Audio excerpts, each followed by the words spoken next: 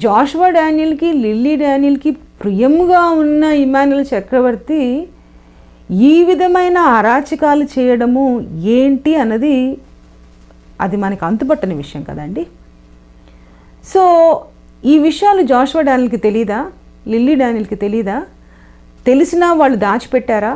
దాచిపెట్టడానికి కారణం ఏంటి అన్న విషయాలు మనము జేమ్స్తో మాట్లాడితే మనకు అర్థమవుతుంది. అసలు వీళ్ళు ఇట్లాంటి ఒక నాసిరకం మనిషిని ఎందుకు ప్రియముగా దగ్గర పెట్టుకున్నారు అన్నది, దానికి ఏదైనా ఒక పెద్ద కారణం ఉండాలి కదండి.